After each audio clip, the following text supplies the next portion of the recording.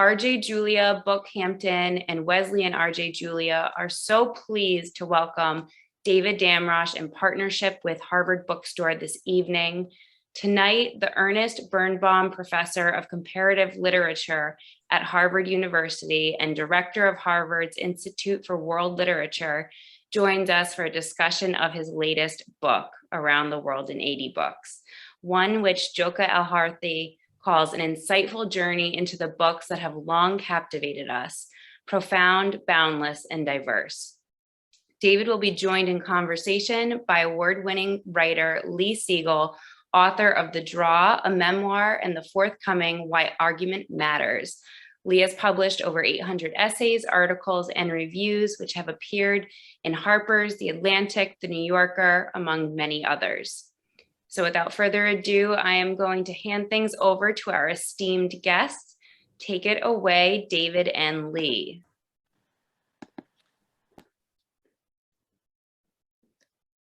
Thank you, Dana. I'm going to introduce David. This is a special moment for me, kind of a consummation and a sort of coming around, because I actually was David's student at one time. David was precociously young, and I was a late bloomer. And David is a transformative teacher and a transformative reader. If Mozart were a reader, Mozart would be David Damrosch. He reads musically. The world literature is his orchestra, and he draws out of this mosaic of different musical styles and musical cultures, one melody of interpretation after another, as he goes from the text itself to the influences on a text, to the cultural and social and historical context, to the lived experience of a book. And so I'm very honored tonight to be talking about this fabulous, fabulous book, which just I found to be an electric experience reading. I want to ask you, David, when I first came upon these as blog posts on Facebook, I read every one. It helped get me through the pandemic. And could you tell us, to start, what the experience was of writing these once a day, 5 days a week, taking a break for the weekends? I mean, was it the experience of one of Mo Yan's characters, the great Chinese novelist you talk about, who said this being reborn business really wears you out? Was it day after day of being reborn as a reader? It was a fascinating experience, and quite a marathon, and also rather liberating by the blog format. It was in a sense harder than I expected. I had this optimistic idea, I was writing 1,500 words a day, 1,600 words a day. I know I can do that. But not only was it every day, but each day it's a different book. So it's not that you're developing an argument across a week or a month, 50 pages or something. It's like we got like 4 or 5 pages worth of prose. And then you have to shift gears. On the other hand, it was also a great way to do it because it was all together at once. I mean, say a week's work, which then becomes a chapter of the book. The things are all resonating at the same moment. To use it's a string quintet, to use your musical metaphor, all there in this little room. So that was, I think, particularly hard, more hard for Laurie, for my wife, than for myself. It was a long summer for her. It was quite even obsessive, all consuming. And at the same time, writing as the blog was so interesting. And you're much closer to rapid response from the many kinds of publication you do. For an academic, often you finish a book, then it takes maybe 6 or 8 months for the press to read it, and then maybe another 9 months to publish it, and another year for review, and then 3 people have read it. Whereas with the blog, sometimes within minutes I'd be getting the responses from Egypt or China or wherever, particularly if it was relating to where they are, and that was quite. It was in a certain sense more like Samuel Richardson or Charles Dickens used to write serially, and their readers would respond, then they would change the plot the next week because of what they heard. That was quite a fascinating experience. Well, that's what I wanted to ask you. Did your interpretations change as you got responses from your readers? I mean, you talk about, you say wonderfully that Boccaccio's Decameron was the world's first performance of a talking cure. And certainly writing this and reading it must have been therapeutic. It was therapeutic for me. Did you have this intense interaction with some of your readers? Indeed, whom I've in most cases never met to this day, but a number of them would saying, particularly it was the height of the first wave of the pandemic, and they were saying it was therapeutic just to have something to go to get out of that.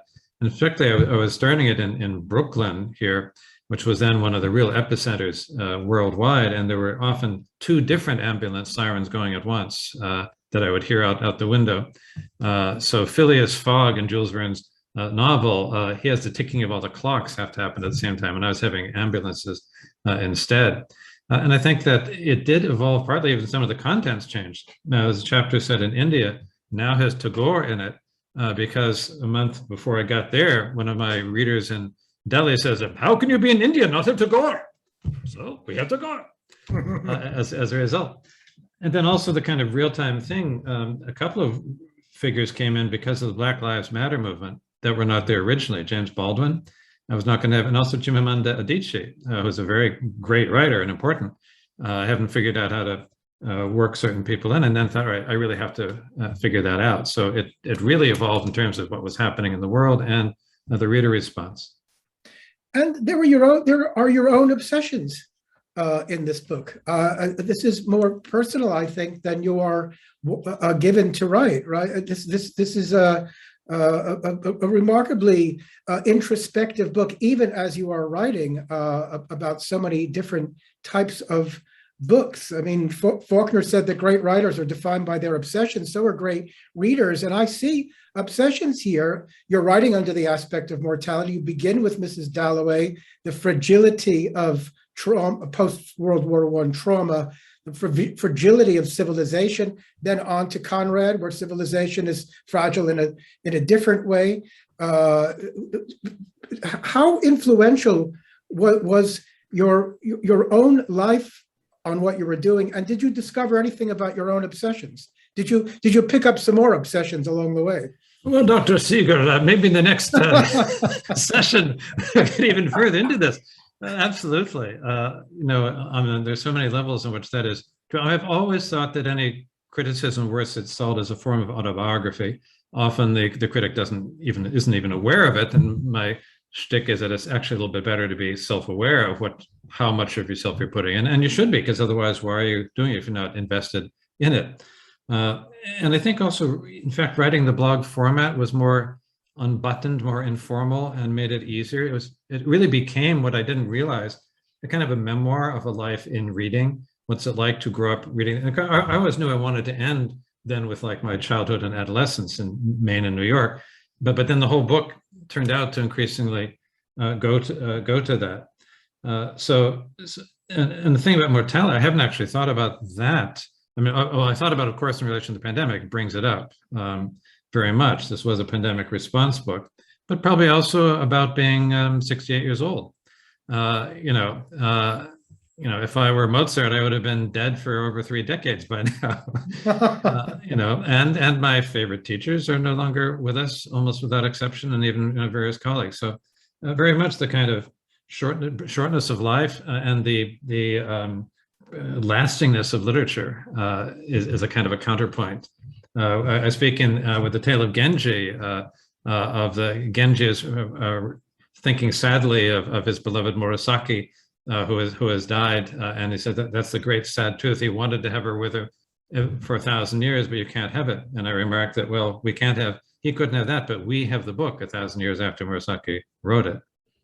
Yes, and you end that chapter very pointedly with that observation, just as you end the chapter on Beidou with a beautiful poem from the Rose of Time, yes, Rose of Time, which is a reflection on mortality and impending extinction, and going back to visit his father who is dying, and yeah. It's very beautiful. You get these books. There was a vogue about 10 or 20 years ago. I could mention names. I think we probably know some of these people that write books about, books that help you live your life. Proust will change your life, right? Yes. So Kafka's Trial. Well, what do we get? What do we get from that? Well, if Kafka had had a good lock on his door, they wouldn't have come in that morning to arrest him, so on and so forth. But this book really is an existential aid to living. Blackmore said that poetry adds to the available stock of reality. That's what this book did for me. This book really is something that you read as you pass through life. It's a true companion. And what makes it so intense is your own encounter with yourself. So I wanted to ask you, in the middle of the book, when I first got it, I was leafing through it, and there was a picture of two actors, a woman and a man standing behind her, I think with his arms around her. And these were very romantic, glamorous people, radiant with the promise of life and conviction and commitment. And I said, why does he have a Hollywood still in his book? Now, these are your parents when they were young and missionaries in the Philippines. And there is a very intense cadenza, if you will, underneath everything. You're in Egypt. You're giving a lecture on Edward Said. And then you begin talking about Achebe, and then about Kipling, and then about your parents, and you're grappling with colonialism in perhaps a more complex way than Said did at certain points. And I wanted to ask you about that. Were you aware of all these different forces? Because you complicate the whole literary response to colonialism. And well, I'll let you talk, but this to me was like a pop-up fourth dimension in reading this book.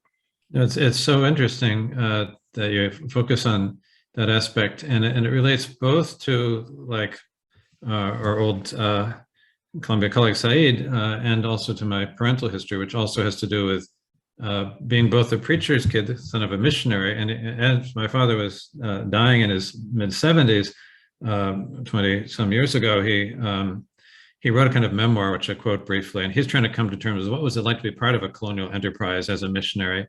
And he speaks kind of ruefully of, but also kind of proudly that he says they were getting the worst of Western civilization anyway, like hard liquor and economic exploitation. They might as well get what we thought of as the best. And it's interesting, my father would now say we thought of, because he knew it was the best when he was 27 years old, and it goes out to the mountain province in 1937, but now he's more reflective about it.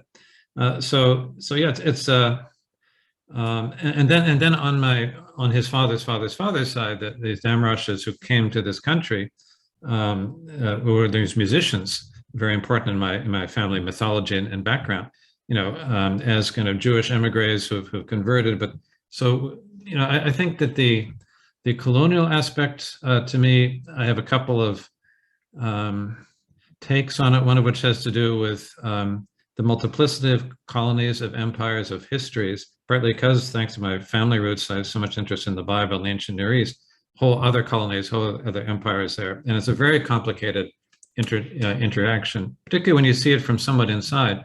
And it so struck me with Achebe, though he's the son of a missionary convert.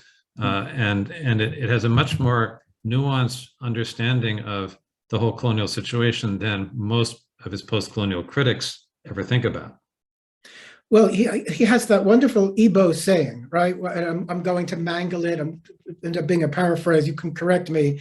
Where one thing stands, something always stands beside it. Yeah, exactly. And I think that's one of the leitmotifs in your book. I think it's one of the hallmarks of your sensibility, because everything there's never a categorical statement that sweeps away any alternative. There's always one thing and then another thing that stands beside it. And I think this is partly on the plus side why I became a scholar of comparative literature. You don't have one thing by itself, and that goes back to the structural linguistics of Saussure. No word means anything by itself. Something is only warm because something else you think is colder and something else you think is hotter. Otherwise, the word has no meaning except relationally. And then probably on the negative side, that there's being something of a restless and split personality. I can't just stay in a place, And so I wrote this book in New York and in Maine, the largest city in the country, and Soamesville, Maine, population in the winter probably 200, and in the summer rockets up to 300 or 400. With that beautiful library and that lovely white bridge, because we also go to Mount Desert. Yes. We go to Southwest Harbor every summer. Well, you'll visit us there then. This is great. Oh, well, this summer we're going to Rome, but well, then the next summer when you come back. How many languages do you speak, read? How many languages are you proficient in? I have studied about 12, but varying degrees of incompetence, which only increase with age. Well, you're being modest, but the book is truly a global book. There's so much cant about globalism and everyone being connected, but this is a global book, and maybe the only global harmony is in literature, in art. And you are so wonderful at taking out of the cacophony, the polyphony, but keeping the cacophony of all these voices and all these influences. And I wanted to ask you, I always feel that you're making books comprehensible while preserving their alienness. I always hated being taught the Iliad as if Achilles was the guy next door. And when you write about Mishima, for example, whom you call strange, you preserve his utter strange. This is an utterly strange human being. Bizarre. Are there books here that whose unassimilability, besides Mishima, you cherish, you absolutely cherish? Well, that's a wonderful question, Lee. That's partly a factor of working a good deal in ancient Near Eastern material, because the stuff is as far from us as you get, 4,000 years old, 3,500 years old, and maybe you don't even know what some of the words mean. I mean, no expert knows what some of those words mean now. So and maybe a third of the tablet has broken off, and you're missing the opening of all the lines in a whole poem. Or you're missing the denouement, you don't know what's happened to it. So, what was in some sense totally understandable is now, you have to reconstruct it. And I think that sense of fascination to me of world literature is that doubleness, which is of a different order of magnitude than, say, reading a contemporary American writer, where you sort of know, if they're writing a New York author, you know the very street, you've been down it not long ago after she has been that. And then I found it fascinating. We used to talk, I know, about Saul Bellow back in the day. So I'm fascinated by Henderson the Rain King, the thing where he projects himself farthest away of any of his books, and yet he says that's the closest to him of all of his books. And I love that finding the self through sort of inversion. And I think that's one of the great pleasures of literature. I should say that even with the COVID epidemic, even with mortality in the air, sometimes some of my post-colonialist friends are kind of annoyed because I'm kind of sort of an optimist about literature. I'm not very optimistic about our political scene or the future of the environment, but literature seems to me an absolutely privileged mode of communication, the highest form of language use, and the deepest kind of connection. So that what fascinates me is, say, reading ancient Egyptian love poetry, or Hafez, or Murasaki Shikibu, or Olga Tokarczuk, the amazing writer, is that sense of you catch these moments of connection where someone is so different from you in so many respects. And I have this very, again, evangelical sense that the world needs more of that. Mm-hmm. We Americans especially need more of that today. Right. Yeah, for all the talk about othering, we don't seem very comfortable with people who even have a different opinion than ours. I want to get back to the Proustian element to the book. And I want to get back to your kind of human embodiment of a Madeleine, Maggie Statz. Am I pronouncing yes, her name yes. correctly? Was it your ninth grade teacher? My ninth grade English teacher, who gives me Tristram Shandy. Yes, you begin with her, and she's your Virgil, who seems to lead you through the book and then reappears magically at the end. Yes. So she gives you Tristram Shandy. Can you tell us a little bit about that? What you were in ninth grade. All these other kids were scheming about ways to knock each other unconscious, and you're reading Tristram Shandy. Can you tell us a bit? Yeah, well, I hoped, I was just reading obsessed. I was reading at that point Tolkien all the time. I was probably on about my 6th or 7th reading of Lord of the Rings, with whom I now end the book too, because I'm very loyal to these obsessions, as indeed.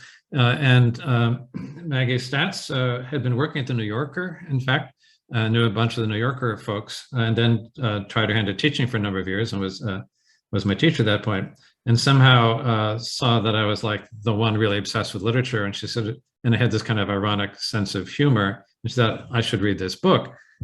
So she gives me this book. So this was like the first book for grown-ups that I ever, although I think that Tolkien is also very much written for grown-ups, but I was consuming it as a young adolescent at that time.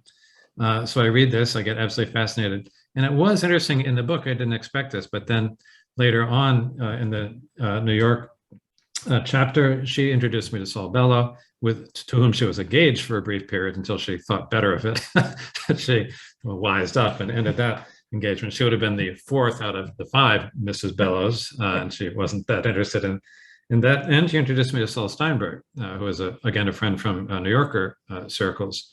So I say in the sort of acknowledgements at the end, she has a kind of a role of a fairy tale donor figure with 3 gifts, Tristram Shandy, and these introductions that produced, and a letter from Bellow and a drawing from Steinberg. So yeah, there is a kind of magical quality. And I think in a certain way, the book is more of a, well, I always knew I needed to have a narrative, I needed a through line, but it is also more in a sense of it's more like a almost Borges talks at one point about how you don't need big books, yet more big books. Let's just have little books or write about books.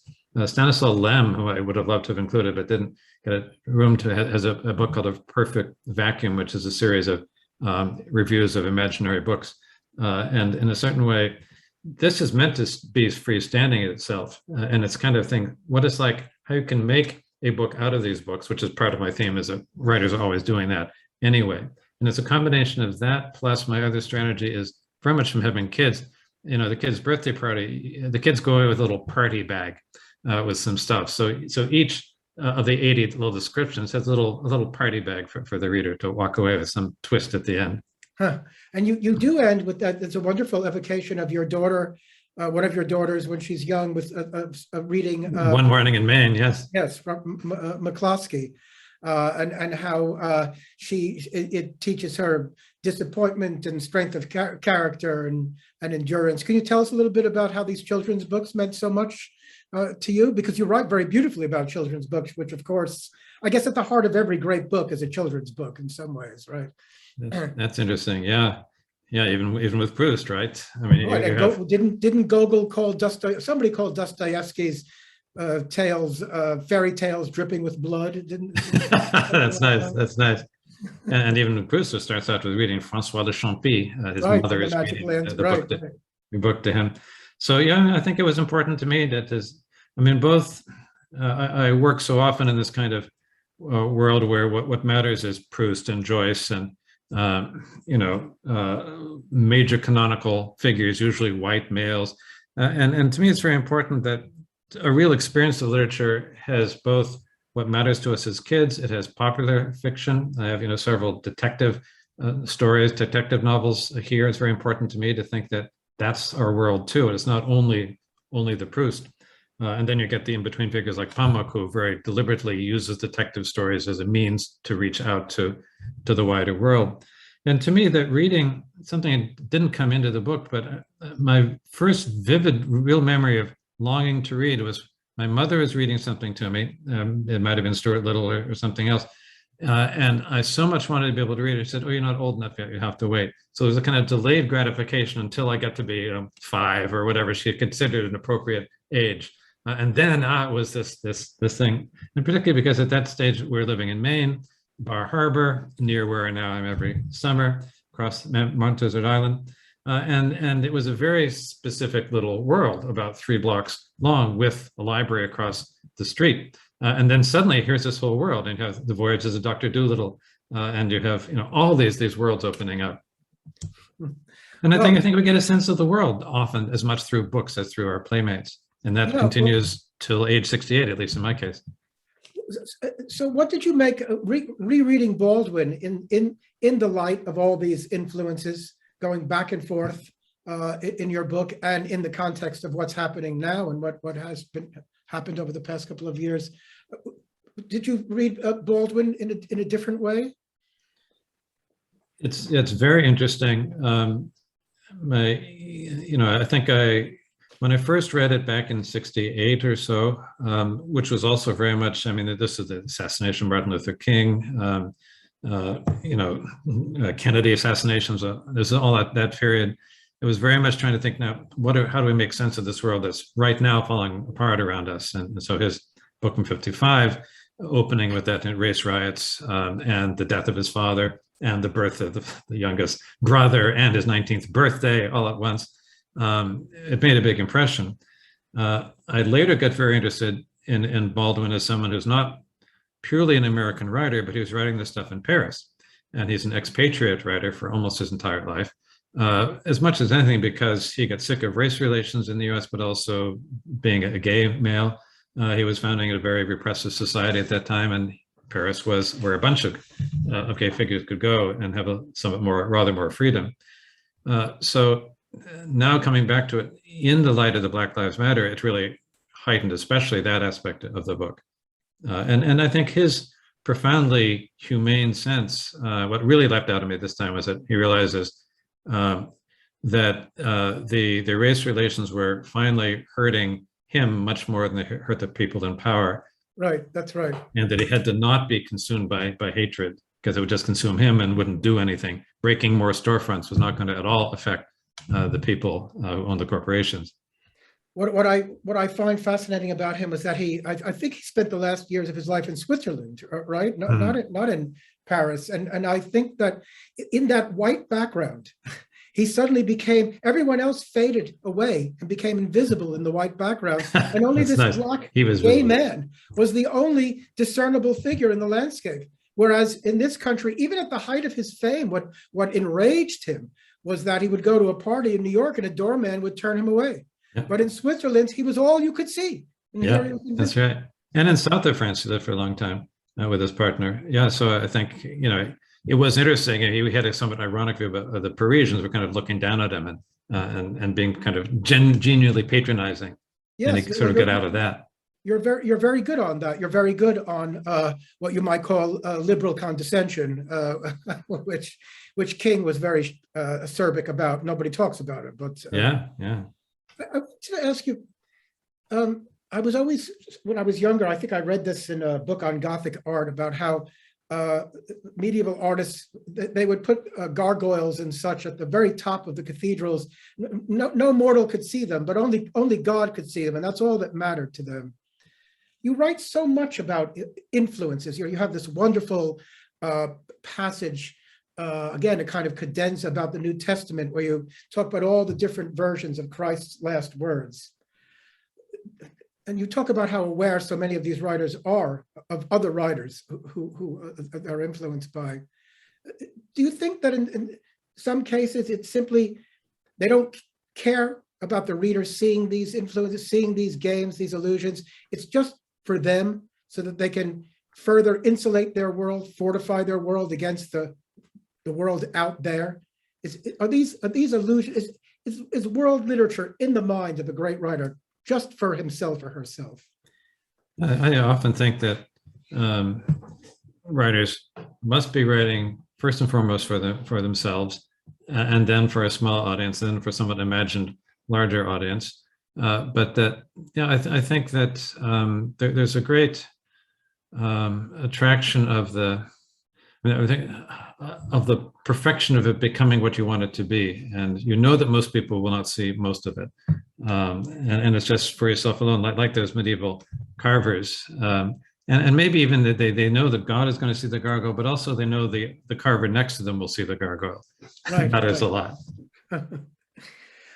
Tell me about translation. How useful is translation really? I've often thought, some of my my favorite books are in translation, the Russian novels, for example. I've often thought that a lot of contemporary fiction, some people listening might not like this, but I've often thought that a lot of contemporary fiction, before it's published here in this country, should be translated into Russian and then back into English. How much do we miss, or how much do we gain? Or do we not miss anything at all when we read something in translation? It's a question that becomes a theme in the book, and indeed I say more about it in the introduction than I had originally done, because my editor is saying, "This is so interesting. Please say more about that." In our younger days, when I was a student in comparative literature, you were not supposed to think about translation. You're not supposed to use translations. You're supposed to work only in the original languages. And that meant only in as many as you could really learn well. So most is French and German, where you might do Russian if you were a Slavicist, but then you wouldn't do something else. And I think that a colleague of mine once remarked, a very wise guy, that as far as he knows, no one ever thought translation was a problem until the rise of nationalism in the early 19th century. Before that, Edinburgh thought, well, of course you could translate. Goethe loved the French translation of Faust. He loved the Latin version better than the German, he said. He felt, it'd become more excellent in some way. Mm-hmm. And what happens is, in the early 19th century, and following Herder in the late 18th, you get the idea that the essence of the nation is in its language. And this kind of linguistic nationalism. Oh, we may not have an empire, we poor Germans, but we have the greatest language, right? And then poetry is the expression of the unique essence of that nation. Which also means that you're suppressing almost every other language being spoken in your nation, because there's no such thing actually as a monolingual nation, and then every other dialect and form is getting downgraded. So it was always kind of artificial. Now, translation, you either gain or lose, or you gain and you lose. There are works that lose more than they gain in translation, in which case they never become well known as world literature. And that can be a fantastic work. One example I'd like to use in one of the languages I studied, which didn't get into the book, Old Norse, the prose Edda of Snorri Sturluson is a great work of world literature. It's well known. Auden was obsessed by it, all sorts of people. Equally good is his Heimskringla, which is the history of the kings of Sweden, which you've never heard about. As good a work, but you have to care about Swedish history in some detail in order for it to mean anything to you. So the translatability there is not an issue of that the vocabulary is different or the structure is different, but that the cultural reference, you're just not going to be interested and you won't have the knowledge to do it. And then there are works that gain in translation, absolutely. The Egyptian poems that I quote, the Egyptian love poetry, they lost something by being written down in Middle Egyptian or late Egyptian, in the later ones, because they were sung. When you write them down, you lose the music. When you translate it, you gain something over the hieroglyphic text, because we've lost the vowels. So you perforce now create poetry that has meter and has a beautiful sound out of these hieroglyphs, where the beauty of the sound has disappeared. So it's actually regained. And the King James Version is another example, I guess, where an entirely new form of beauty comes into the world, as inaccurate as it can be, of course. That's right. That's right. Or Martin Luther's translation of the Bible creates a kind of modern German that you didn't have before. It's also quite interesting.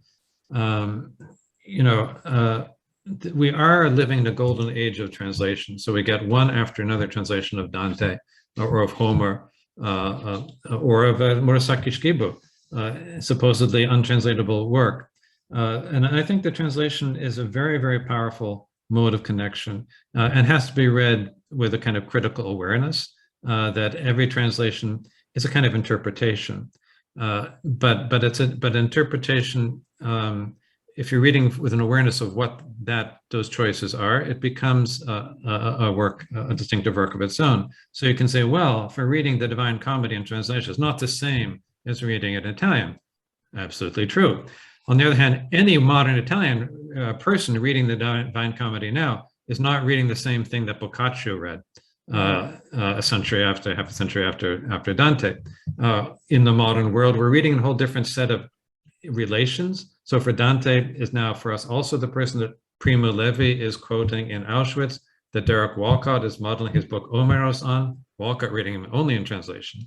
At the same time, my utopian wish when I'm talking about books or teaching a world literature course is that unpredictably every student, or ideally every reader, will suddenly realize they need to study a language they never knew before they needed to read. That's what I hope. I mean, you want both. You want as much as you can original languages, and you have so much beauty that comes through in a great translation. You can have that too. So how would you translate mama in Dante? You have this wonderful, but you say that the way he uses this common expression, this warm, this earthy, warm expression, mama. How would you translate that to get Like the same? Come infantile in cuore alla mamma. I didn't dare to say to his mommy, and that's probably what you'd have to say to get that for us. But no one would translate Dante that way because, oh, he's a classic. Right. Well, that's what he's doing. Right, right. Well, there's that moment in Paolo, in Canto 5, Paolo and Francesca, where Francesca is talking about Paolo. And she says, talking about when he kissed her the first time. Bacio, which in Italian is kind of a vulgar thing. Right. I have to spend eternity with this slob because for one moment. Yeah, and exactly. I love the. Well, you have these earthy moments. You're in Israel, you're at Masada. And you're walking around, and then you see that Herod had a warm bath underneath Masada. He had a sauna. A sauna. And Yeah. you ask the question, why, when it's so damn hot, does he need a sauna underneath? And it's a wonderful moment of just homely familiarity. Yeah, because there's no place like Rome. Right. He wanted to be Roman. I remember meeting Elie Wiesel. Someone introduced me to him in Italy, in Cortona. He had just come back from a weight loss spa with his wife. And I said to a friend who was the son of survivors, he said, after Auschwitz? We needed the Schwitz. Predictably, I'm going to ask you about some of my favorites that have been left out. Please.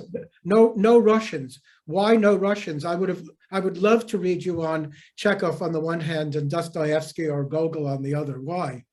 So there were going to be 20 chapters with 4 books each, and then Petersburg was going to be one of the 20. And I was going to have Lisbon as well. There's a bunch of Portuguese writers, Camões and Pessoa, that I really wanted to talk about. And I just eventually decided I needed to cut down to more like 16, just it was seeming too scattered. And then it turned out that 5 per each, it worked with a weak pattern, but also it gives a better density. So then with the Russian, it was a little bit because of this pace. The books are too damn big by and large. I mean, I would have had Gogol, I would have had Chekhov, but really Dostoevsky and Tolstoy, and probably Akhmatova or Bialy. I was really trying to figure that out. But most of them, it was just, I did not have the time. So it was partly that, just too massive. But then partly I really wanted Poland, partly because of my family history going there. My Damrosch ancestors came from were German Jews in what is now Poland. And so I and wanted to get out of Europe soon enough to get out to other parts of the world. So it was a trade-off. Had I had 20 chapters, then Petersburg was there. Talking about dark Europe, what I love about your chapter on Kafka is that you make the point that Kafka was funny. And you talk about how, well, you say that his friends cracked up when he was reading. He himself cracked up. I don't think his friends were probably horrified. Reading the Metamorphosis, he had to stop to laugh. I believe that in Brode's biography of Kafka, he recounts an afternoon or an evening when Kafka's reading the trial to Brode and some other friends. And before he can even finish the first few paragraphs, they collapse on the floor laughing. Because this whole idea that Joseph K. would get arrested, the guilty Jewish boys, they expected to be arrested at any moment. Yeah. So I'm very happy that you brought up this comical streak in him, because he's always portrayed as the sort of stern, prescient voice of Auschwitz and so on and so forth. Yeah. And then you make that point that you take us on a walk through Prague, and you say that your family was from This is Krakow. Krakow. Krakow. I'm sorry. Yeah, this is Poland. Yeah. And you say again this dark mood in the book, that this dark introspective mood. You say that if you had all stayed there, if they had stayed there, they'd be dead, and you wouldn't be here. And it was interesting when I did the blog. This was the third week, now the third chapter. I have these very sort of upbeat, pretty much chapter with London and then Paris with Proust, but then it goes towards Perec with the memory of Auschwitz as the last Parisian book leading in. But when I did the blog, one of the readers said, "Oh, it's going to get so dark already." But I thought it was very important that this, it's both. We have this comedy, we have this tragedy, and we have these people dealing with this kind of stoic comedy like Kafka with tragic things that are happening. So to me, it's actually very restorative and inspiring to see what Primo Levi does, and to see what Czesław Miłosz does with his memories of that time in his long exile in the United States, and then back in Krakow where he comes. Yeah, you have a wonderful chapter on Miłosz. Is there going to be a sequel during flu season's coming up? So some more dangerous. That's right. I got my flu shot, so now I have to do right exactly. Influence and influenza will be the next book. Yeah. The anxiety of influenza. That's exactly. Well, it comes from the same root, of course. So. So there you are, 80 around the world in 80 more books. That's right. Son of 80 books, or maybe domestic partner of 80 books. Be properly up to date. Do you wish, reading this, that you could go back and change some of the things that some of your reflections, some of your interpretations? Well, one advantage of doing first the blog is then I could sort of sit with it. So the summer was very intense, and then several months after that, I could keep going back and rethink and improve, including fixing various areas, because I was writing very fast. I made a mistake in how who was narrating the penal colony of Kafka. I misremembered. So I was able to, I hope I got most of those. Although even now, what I really wish I discovered only after the book comes out, in this incredibly moving moment in Psalm 137, where they're by the waters of Babylon, and they're asked to sing songs of Israel by their captors, and they hang up their lyres in the willow trees. This says, we hung up our pyres. I did not see how many times did several different proofreaders, how many times? There it is. So yes. I once worked for a magazine where John Ashbery published some of his poems, which of course are beautiful and indecipherable, and that's where their beauty lies. But I was told a story once that in the old days, when they sent pages through production, they were called the blues, and somebody wrote on one of the blues, "This is dummy copy," and they forgot to take that last. It appeared as the last line of the poem. They forgot to take that out, and it appeared as the last line of the poem in the published magazine. And nobody complained. Nobody wrote. And I met Ashbery once at a party, and I told him the story, and he didn't respond. He simply threw back his head and laughed. He just roared. That's and I great. felt that was a big bang. That big bang of risibility was proof of the unintelligible aliveness of his poetry. That's great. Theme. Yeah. Is there? You're a ultra sophisticated literary reader. You also have an evangelical streak.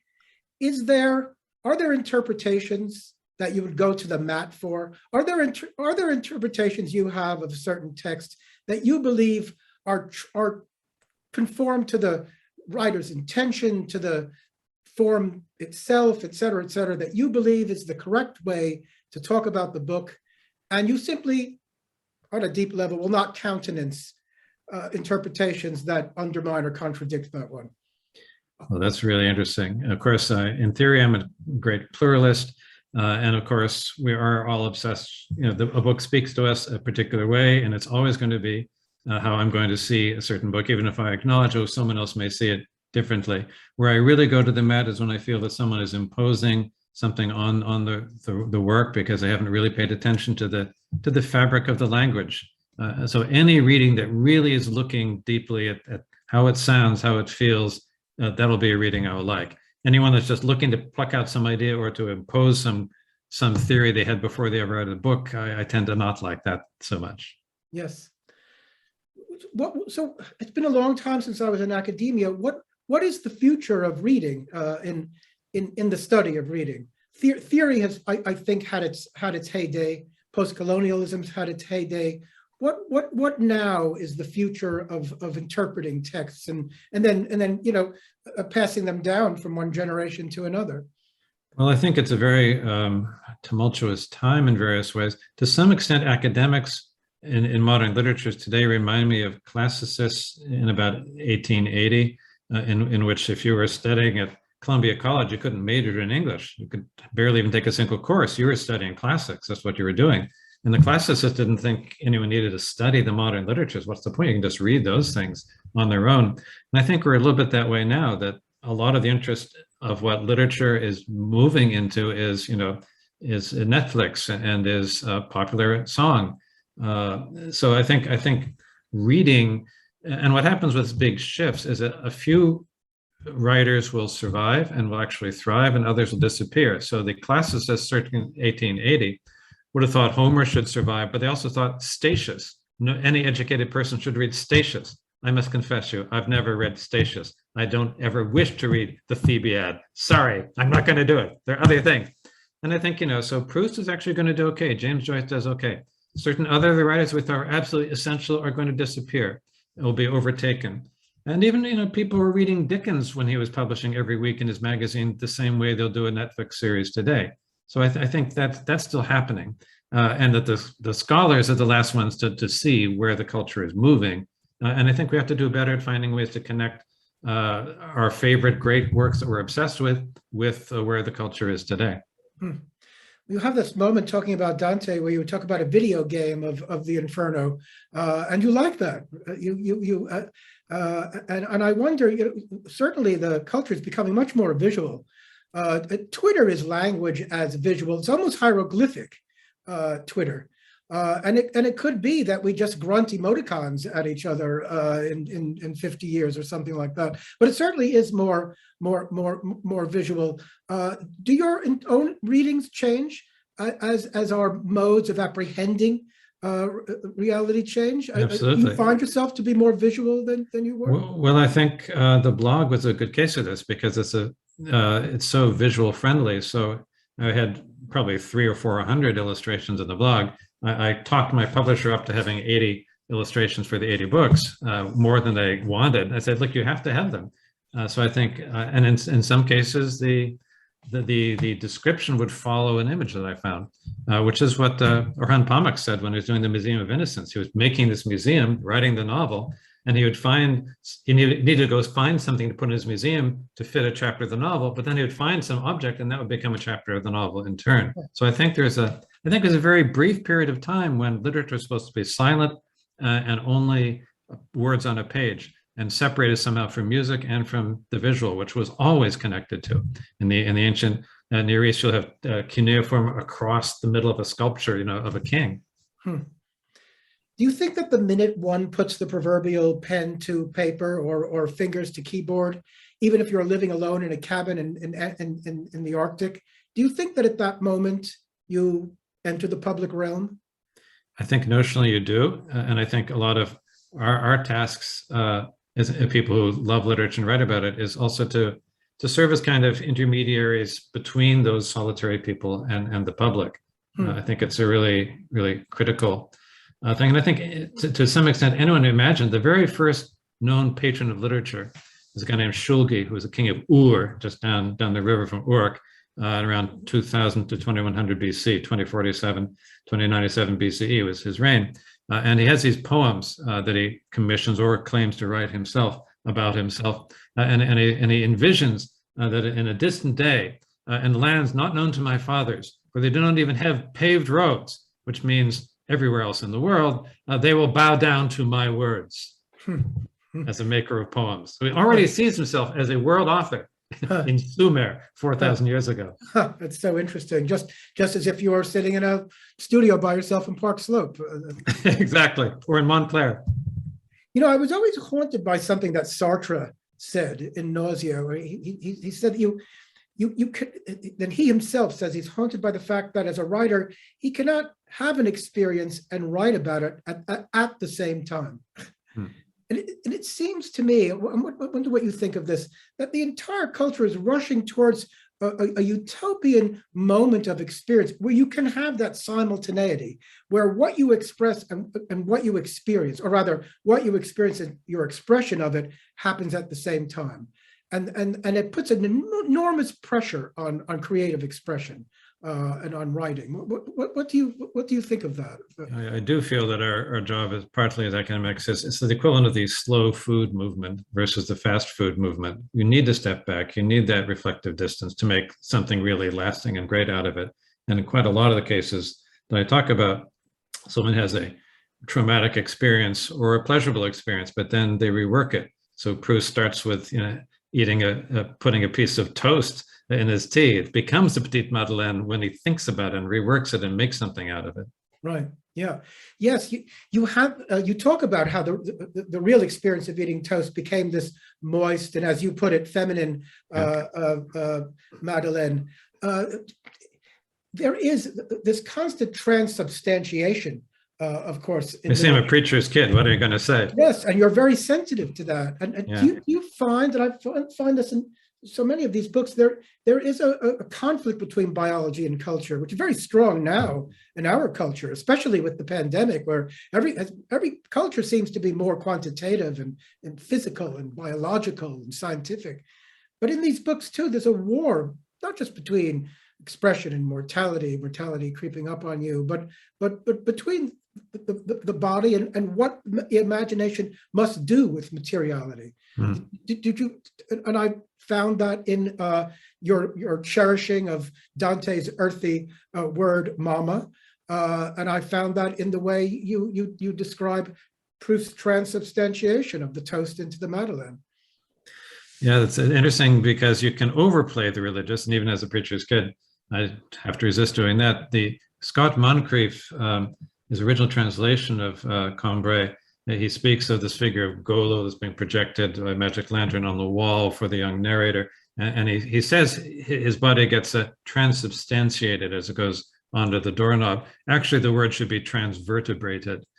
So it was, so that's been corrected in the revised translation, but Moncrief couldn't resist making it more religious than it was. But I'm very interested in these texts of these writers like Bachot or like James Merrill, who's dying of AIDS when he's writing his haunting prose of departure. And he doesn't mention that he is dying, but he projects that there's a friend who's dying. He talks about that. And he's kind of negotiating his mortality through rewriting the way Bachot negotiated his mortality 300 years earlier.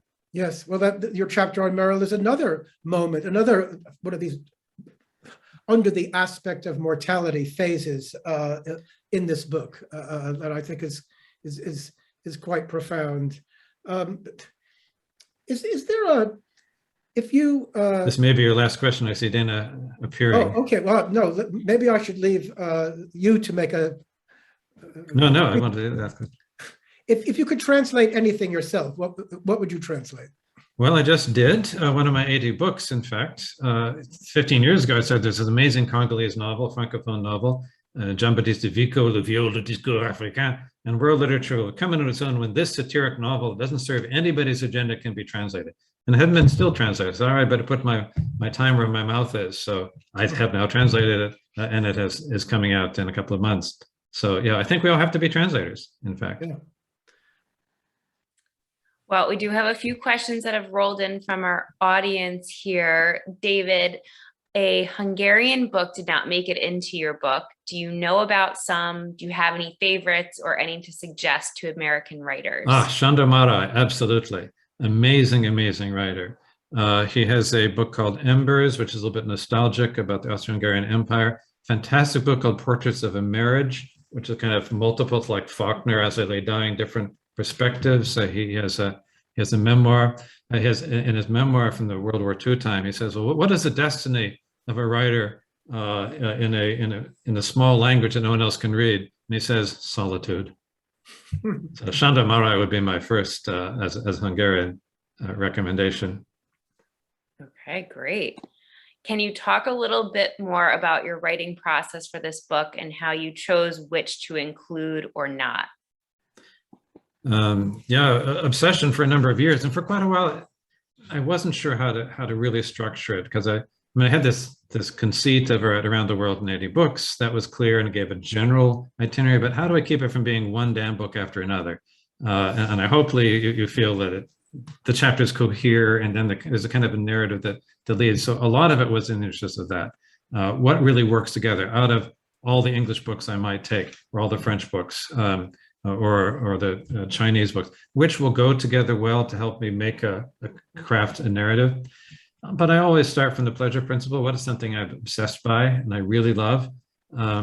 Only now and then I needed to find something to fill out a chapter. I needed a fifth work. Years ago, a student of mine handed me a copy of the Book of Lamentations by Rosario Castellanos, this amazing Mexican woman from Chiapas. And I'd never read it. I thought, all right, but I need a fifth book. Now I'll read it. And it turned out to work perfectly. So there were different things, partly then the structure generated certain needs, but always, most of those things I've just been obsessed by for years, as Lee rightly points out. This question is for David and Lee. What are your favorite books to read during the holiday season? Do you have any that you reread over and over again? Oh, David, could you answer that first while I think of my answer? I'm rereading P.G. Wodehouse right now. In fact, I've been doing that. I keep coming back to Wodehouse just for when I just want to enjoy life and enjoy just the total beauty of it. It's every paragraph there'll be some surprise, with his clueless Bertie Wooster and stuff. It's such a delight. Wonderful. My son just finished Catcher in the Rye, so I'm going to reread it. I do love that book.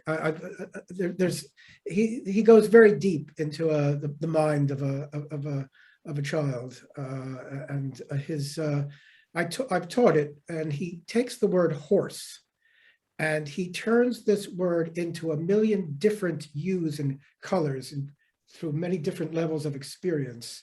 And it ends with horse the animal or horse voice? Horse the animal. Yeah.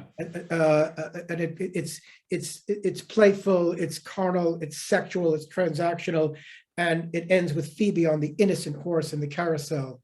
Ends in a world shorn of all complexity, of all complications. It's a utopian dream and a dream of trauma at the same time. So it's extraordinary. Wow. Well, we're already at that time. So one last question that we like to ask, David, what is your hope for this book? What do you hope that readers will take away from it when they finish it on the last page?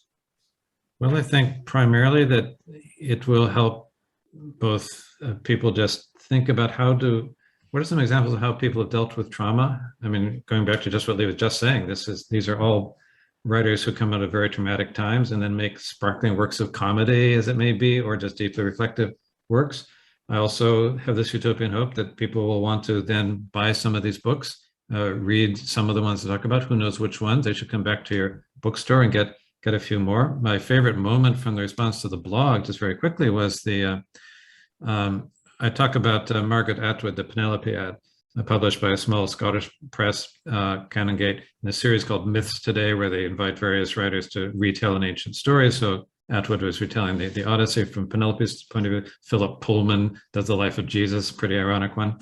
And one of the blog's readers was an editor in China who got interested in this, and she now has commissioned translations of the entire Canongate series into Chinese as a result of that blog post. So this is like made my day. That's amazing. And I must say, I mean, Lee, just a conversation with you, to have one such reader makes the whole thing worthwhile. Ah, well, the feeling is mutual. To have one such book. Well, you have quite a few such books on your shelves behind you, so yeah. This is good too. There are always more good books. Yes. Well, David and Lee, thank you both so much for joining us tonight. It was our pleasure and honor to host you both. And David, congratulations again. Everyone, Around the World in 80 Books is out for pre-order. It will hit the shelves on November 16th. So get your copies for yourself, for your loved ones, for gifts. It's truly a fantastic work.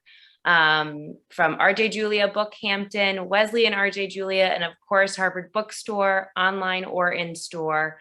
Thank you all for joining us tonight. Have a wonderful night. We'll see you next time. Thank you so much. And Lee, thank you again. Yes, thanks for inviting me. It's a pleasure. Good night, guys.